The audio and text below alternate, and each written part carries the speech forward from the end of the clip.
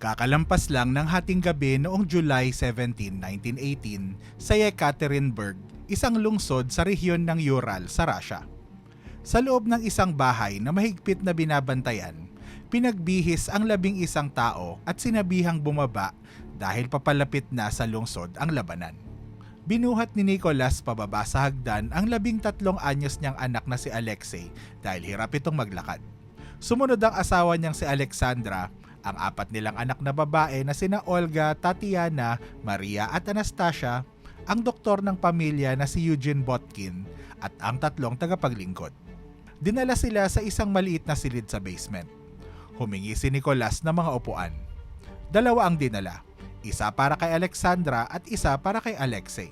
Pagkatapos, pumasok ang mga lalaking may dalang armas.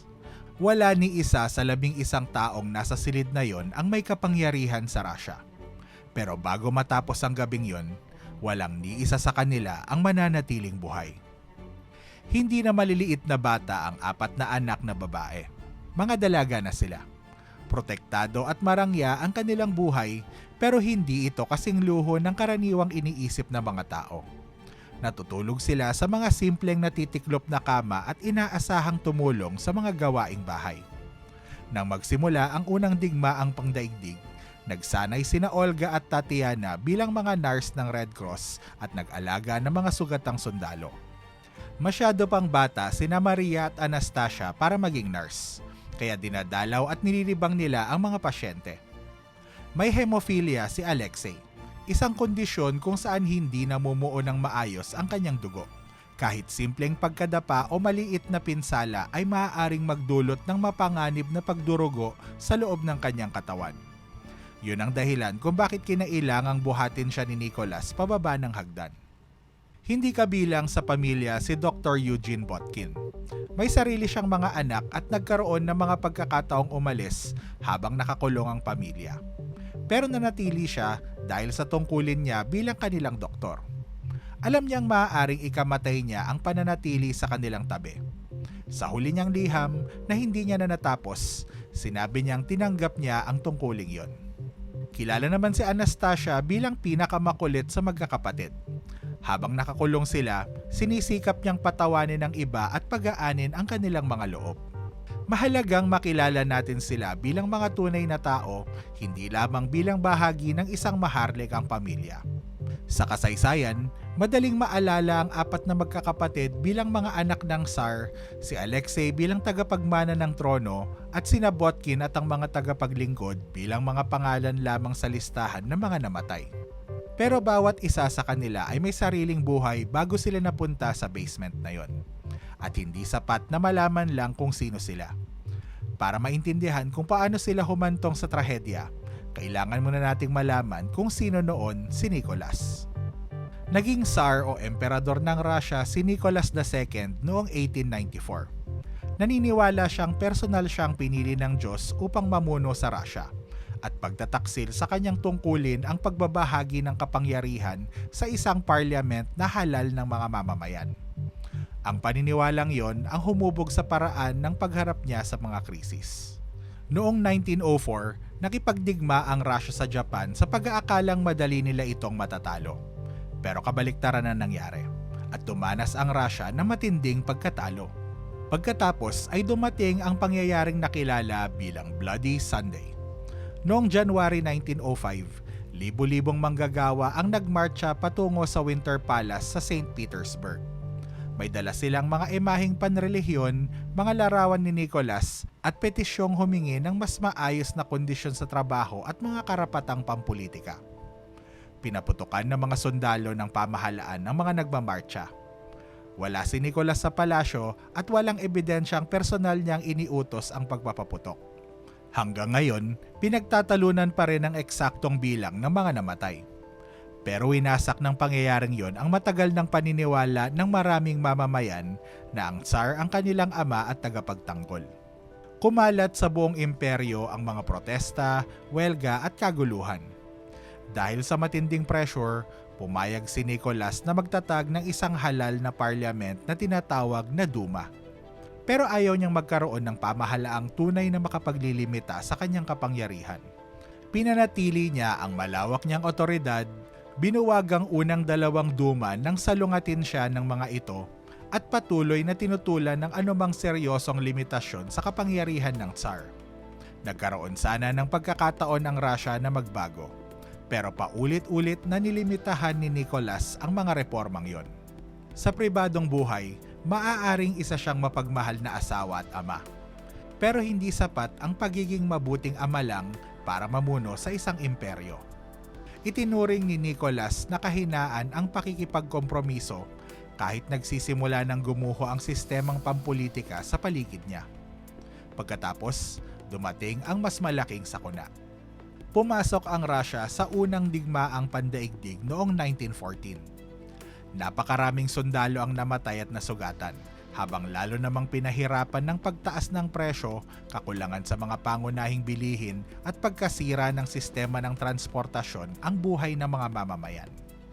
Noong 1915, personal na pinamunuan ni Nicholas ang hukbo. Hindi siya ang nagdidirekta sa bawat labanan, pero dahil dito, mas direktang naiugnay sa kanya ang bawat pagkatalo ng Russia. Habang nananatili siya sa punong himpilan ng hukbo, mas naging aktibo si Alexandra sa mga usapin ng pamahalaan.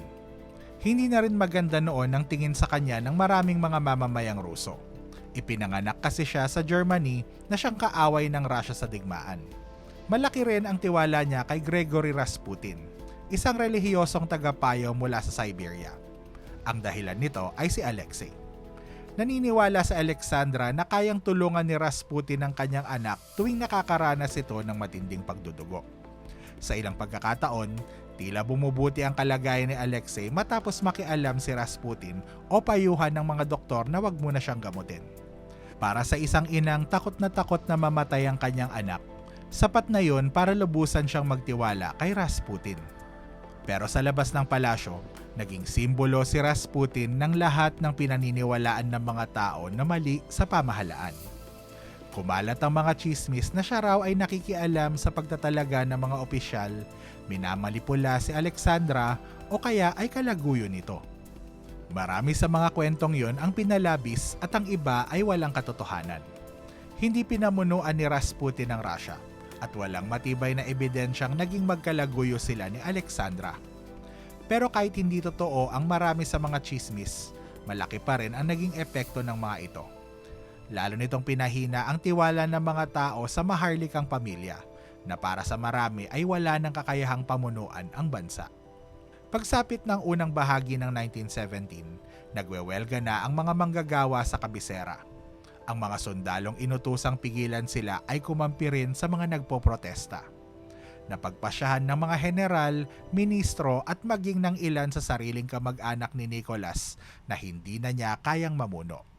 Kaya noong March 1917, napilitan siyang bumaba sa trono. Tapos na ang monarkiya, pero hindi pa malaya ang mga Romanov. Noong una, ikinulong si Nicholas at ang kanyang pamilya ng pansamantalang pamahalaang pumalit sa kanya. Napag-usapan ang pagpapatapon sa kanila sa ibang bansa.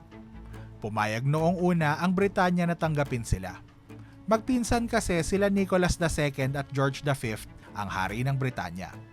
Pero nag-alala si George na baka makasama sa monarkiya ng Britanya ang pagtanggap sa dating Tsar, na masama na ang reputasyon sa maraming tao. Pati na rin sa asawa nitong ipinanganak sa Germany habang nakikipagdigma ang Britanya sa mismong bansang yon. Ang pangambang ito ang naging isa sa mga dahilan kung bakit iniurong ng Britanya ang kanilang alok. Pero hindi lang yun ang problema.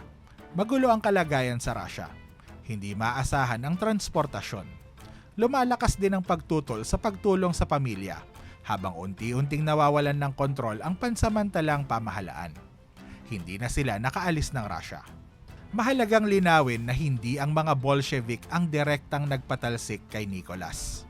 Bumagsak siya sa panahon ng February Revolution at ang pansamantalang pamahalaan ang pumalit sa kanya. Makalipas lamang ang ilang buwan noong October Revolution, saka pinabagsak ng mga Bolshevik ang pamahalang yon. Inilayo muna ng pansamantalang pamahalaan ng pamilya mula sa kabisera at dinala sila sa Tobolsk sa Siberia. Nang makuha ng mga Bolshevik ang kapangyarihan, inilipat naman sila sa Yekaterinburg. lalong lumiit ang mundong ginagalawan nila. Kalaunan, ikinulong sila sa isang bahay na napapalibutan ng mataas na pader, kung saan kontrolado ng mga gwardya ang kanilang pagkain, paggalaw at pakikipag-ugnayan sa labas. Nawala na kay Nicholas ang trono. Ngayon, halos lahat ng natitira sa kanya ay nawala na rin, pati ang kanyang kalayaan. Pagkatapos, sumiklab ang Civil War sa Russia at muling naging problema para sa bagong pamahalaan ang mga bilanggong Romanov. Noong panahong yon, nakikipaglaban ng mga Bolshevik sa maraming grupong gustong pabagsakin ang kanilang bagong pamahalaan. White forces ang itinawag sa kanilang mga kalaban, pero hindi sila isang organisasyon at hindi pare-pareho ang kanilang ideolohiya at layunin. Magkakaiba ang gusto nila para sa kinabukasan ng Russia. Marami rin sa kanila ang hindi gustong ibalik si Nicholas sa trono.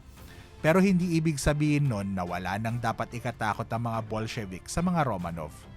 Habang buhay sila Nicholas at Alexei, maaari silang gamitin ng ilang kalaban ng mga Bolshevik bilang mga simbolo laban sa bagong pamahalaan. Si Alexei ang direktang tagapagmana ng trono. Si Nicholas naman ang dating Tsar na kilala sa buong Russia at maging sa ibang bansa. Maging ang 4 na anak na babae, bagamat hindi kapantay ni Alexei sa pagmamana ng trono, ay dala pa rin ang pangalan at imahe ng pamilya ng dating Tsar.